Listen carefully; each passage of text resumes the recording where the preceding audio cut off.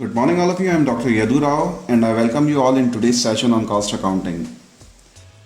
Last session में हमने time keeping की बात की और वहाँ पे हमने methods of time keeping discuss किए, जहाँ पे हमने मैनुअल सिस्टम जैसे कि अटेंडेंस रजिस्टर या मेटल डिस्क की बात की और साथ में हमने Aadhaar enabled biometric attendance record keeping system की भी बात की थी।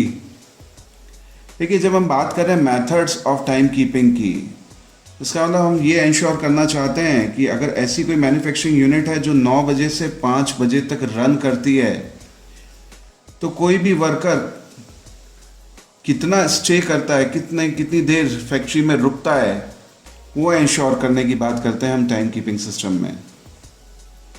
ठीक है, देखिए, अगर इस फैक्ट्री में कोई वर्कर 8 घंटे रुकता है तो डेली हम उसे 560 रुपये का पेमेंट कर रहे हैं। इसका मतलब है आर्ली बेसिस पे जो रेट हमारी आती है वो 70 रुपीज़ आती है। देखिए, ये जो 560 रुपीज़ हैं, ये उन आवर्स का पेमेंट है जितनी देर एक एम्प्लॉय या एक वर्कर हमारी फैक्ट्री में रुका है। अब देखिए, अगर ये 8 घंटे का टाइम स्पैन है, इसका मतलब ये नहीं है कि 8 घंटे तक लगातार वर्कर ने काम किया ही होगा। इसका मतलब लगातार 8 घंटे तक कोई वर्कर प्रोडक्टिव रहेगा, ये पॉसिबल नहीं है। इसका मतलब यहाँ पे 2 चीज़ें इंपॉर्टेंट हो जाती हैं। पहला तो होता है time for which worker is paid, जिस टाइम के लिए हम वर्कर को पेमेंट कर रहे हैं, और दूसरा होता है प्रोडक्टिव आवर्स। प्रोडक्टिव आवर्स का हमारा मतलब है कि वो वर्कर, मान लीजिए इस वर्कर को जो कि फैक्ट्री में 8 घंटे रुका, हमने इसे 8 घंटे के लिए पेमेंट किया है, लेकिन ये भी पॉसिबिलिटी है कि शायद ये 6 आवर्स और 7 आवर्स या कुछ और एक्चुअल में प्रोडक्टिव रहा हो। इसका मतलब वो टाइम जिसके लिए हम वर्कर को पेमेंट करते हैं अलग हो सकता है प्रोडक्टिव आवर्स से, और इन जनरल होता भी है। और इन दोनों का जो डिफरेंस होता है उसे हम बोलते हैं आइडल टाइम। देखिए, इसे समझने की कोशिश करेंगे आज के सेशन में। यहाँ पे जब कोई वर्कर फैक्ट्री में एंटर करता है, अपनी अटेंडेंस देता है, और जैसे ही वो शॉप फ्लोर पे पहुँचता है तो पहुँचते ही वो काम स्टार्ट नहीं कर देता है। या मान लीजिए फैक्ट्री में एंटर होते ही काम स्टार्ट हो जाएगा या वो वर्कर प्रोडक्टिव होने लग जाएगा, ये संभव नहीं होता है। मान लीजिए उसे 10 मिनट लगते हैं फैक्ट्री में जहाँ उसे काम करना है उस जगह पे पहुँचने में, या मशीन सेटअप देने में, या काम को समझने में। तो देखिए, यहाँ पे एक स्पैन ऑफ टाइम है 10 मिनट्स का, जो हर वर्कर को लगता है, और इसके बिना वो प्रोडक्शन स्टार्ट नहीं कर सकता है। देखिए, फिर इम्पॉर्टेंट चीज़ एक और आती है कि कोई भी वर्कर टी ब्रेक ले सकता है, या टी ब्रेक का प्रोविज़न हमें करना पड़ेगा, क्योंकि इसके बिना वर्कर की एफिशिएंसी में डिफरेंस आ सकता है। मान लीजिए ये ब्रेक हम देते हैं 10 मिनट का, इसी तरह से हमें उस वर्कर को लंच ब्रेक भी देना पड़ेगा। मान लीजिए हम उसे ब्रेक देते हैं 30 मिनट्स का। देखिए, ये वो टाइम है जहाँ पे वर्कर अनप्रोडक्टिव है, लेकिन एट द सेम टाइम जो मैन्युफैक्चरर है, जो एम्प्लॉयर है, इस टाइम का पेमेंट भी वर्कर को उसे करना पड़ेगा। और मान लीजिए शाम को एक टी ब्रेक और होता है 10 मिनट का। देखिए, जितने भी ब्रेक्स हैं, चाहे वो इनिशियली जॉब स्टार्ट करने से पहले का टाइम हो 10 मिनट का, चाहे वो टी ब्रेक हो, लंच ब्रेक हो या इवनिंग टी ब्रेक हो, ये सारे ही प्रोविज़न एक फैक्ट्री में करने पड़ेंगे, क्योंकि अगर ये सब हम नहीं करेंगे तो हमारे वर्कर की एफिशिएंसी में डिफरेंस आता है, और ये एक वर्कर की बेसिक नीड्स होती हैं जिसे हम ओवरलुक नहीं कर सकते। इसका मतलब है कि ये हमें वेल इन एडवांस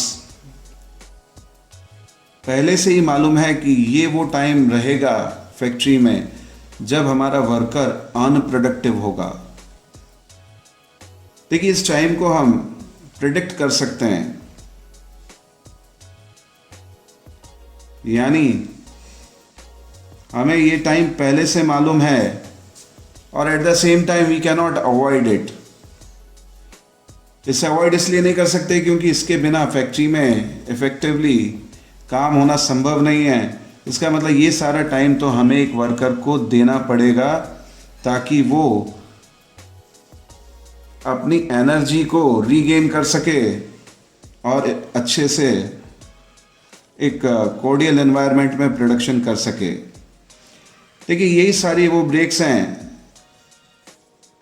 जो इनडायरेक्टली तो मॉनिटरी है, लेकिन बहुत इम्पॉर्टेंट मोटिवेशन देते हैं एम्प्लॉयज़ को। और ये इस तरह का मोटिवेशन है जो अगर हम नहीं भी देना चाहें तो भी हमारे हाथ में कुछ नहीं है, यानी ये समय हमें एक वर्कर को देना ही पड़ता है। अब देखिए, ये पूरा टाइम अगर हम इसे ऐड करते हैं तो ये हो जाता है कुछ 60 मिनट्स का। अब ये जो 60 मिनट्स हैं, इसमें हमें जो समझना चाहिए कि हम इसे एंटिसिपेट कर सकते हैं, इसका एंटिसिपेशन पॉसिबल है। हमें पहले से मालूम है, लेकिन ये अनअवॉइडेबल है। हमें मालूम है, लेकिन हम इस टाइम को रिड्यूस नहीं कर सकते। अगर ये दो कंडीशन सेटिस्फाई हैं तो इसे हम बोलते हैं नॉर्मल आइडल टाइम। देखिए, हमने पहले भी बात की, अगर कोई नॉर्मल आइडल टाइम होगा then the cost of that normal idle time is to be absorbed by the good units। अब यहाँ पे इसकी कॉस्ट अगर गुड यूनिट्स एब्जॉर्ब करती हैं, इसका मतलब इसे कस्टमर बियर करेगा। देखिए, अब ये कॉस्ट कैसे कस्टमर बियर करेगा, इसे समझने की कोशिश कीजिए। हम वर्कर को पेमेंट कर रहे हैं 8 आवर्स के लिए, और एक्चुअल में वर्कर प्रोडक्टिव है 7 आवर्स के लिए। देखिए, यहाँ पे हम जो पेमेंट कर रहे हैं 70 रुपीज़ के रेट से कर रहे हैं, और 560 रुपीज़ का पेमेंट हर वर्कर को हम करते हैं, लेकिन एक्चुअल में ये वर्कर प्रोडक्टिव है 7 आवर्स के लिए। लेकिन इसे पेमेंट हम 560 रुपीज़ करेंगे, यानी यहाँ आर्ली रेट या इफेक्टिव आर्ली रेट होगी 80 रुपीज़, ना कि 70 रुपीज़। यानी अब किसी कस्टमर का कोई काम हम करते हैं या कोई जॉब ये वर्कर परफॉर्म करता है किसी कस्टमर के लिए, तो उस कस्टमर से हम 70 रुपीज़ का लेबर चार्ज नहीं करेंगे, उससे हम 80 रुपीज़ का लेबर चार्ज करेंगे। मेरे ख्याल से यहाँ पे कोई दिक्कत नहीं होनी चाहिए जब हम बात करते हैं नॉर्मल आइडल टाइम की, और किस तरह से इसे हम कस्टमर से चार्ज करते हैं। चलिए, अब दूसरी कंडीशन देख लेते हैं। हम एक वर्कर को 8 आवर्स का 70 रुपीज़ से पेमेंट कर रहे हैं, और डेली हम 560 रुपीज़ पे करते हैं। हमें मालूम है नॉर्मल आइडल टाइम यहाँ पे 60 मिनट्स का है, और मान लीजिए किसी गिवन सिचुएशन में या किसी पर्टिकुलर डे वर्कर्स 6 आवर्स तक प्रोडक्टिव रहते हैं। देखिए, यहाँ समझने की कोशिश कीजिए, टोटल आवर्स 8 आवर्स हैं और यहाँ पे प्रोडक्टिव आवर्स 6 आवर्स हो जाते हैं, यानी इन दोनों का डिफरेंस यानी 2 आवर्स यहाँ पे आइडल टाइम है।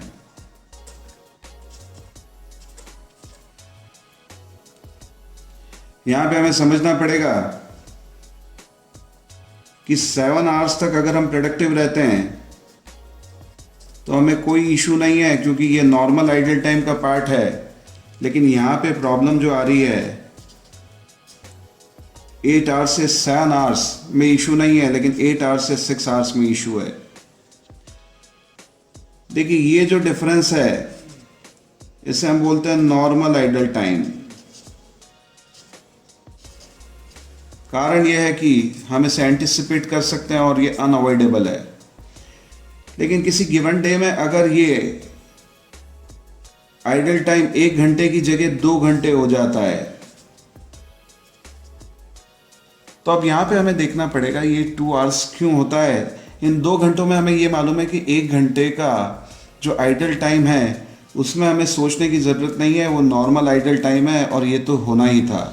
लेकिन इस 1 घंटे के ऊपर अगर कोई भी आइडल टाइम रहता है तो वो नॉर्मल नहीं हो सकता है, क्योंकि उसे ना तो हमने एंटिसिपेट किया था और कहीं ना कहीं शायद हम उसे अवॉइड कर सकते थे।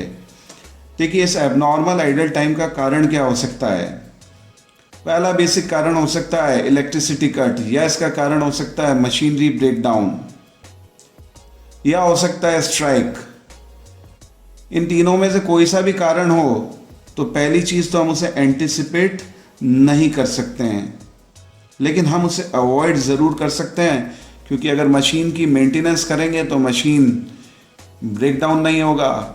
इसी तरह से अगर हमारे पास जनरेटर है तो पावर कट का इफ़ेक्ट नहीं आएगा। और तीसरी चीज़, अगर हम हमारे एम्प्लॉयज़ को या उनके लिए मोटिवेशनल प्लान रखेंगे तो वो सेटिस्फैक्शन लेवल उनका वहाँ पे बना रहेगा और स्ट्राइक की कोई संभावना नहीं है। तो कारण कोई भी हो, अगर ये एडिशनल आवर हमारे पास आया है, 1 घंटा एडिशनल आइडल टाइम है over and above normal idle time, इसे हम बोलते हैं एबनॉर्मल आइडल टाइम। इस एबनॉर्मल आइडल टाइम के लिए कस्टमर रिस्पॉन्सिबल नहीं है और at the same time worker भी रिस्पॉन्सिबल नहीं है। देखिए इंपॉर्टेंट कंसेप्ट है, इसे एक बार समझना पड़ेगा। 1 to 8 आवर्स ये वो बेसिस है जिसके लिए हम वर्कर को पेमेंट करते हैं। 1 to 7 आवर्स ये प्रोडक्टिव टाइम है या नॉर्मल प्रोडक्टिव टाइम है। इसका मतलब यहाँ पे जो 1 घंटे का डिफरेंस है ये नॉर्मल आइडल टाइम है।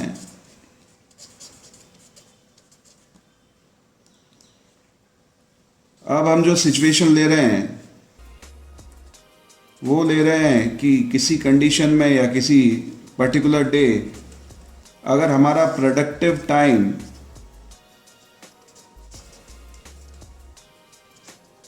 6 आवर्स होता है, इसका मतलब है यहाँ पे आइडल टाइम हमारे पास आ जाता है 2 आवर्स का।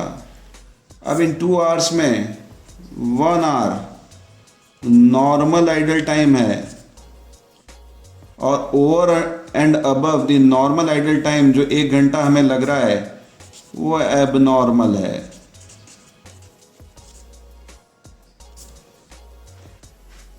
इसे कस्टमर बियर करेगा और इसे हम P&L अकाउंट में ट्रांसफ़र कर देंगे।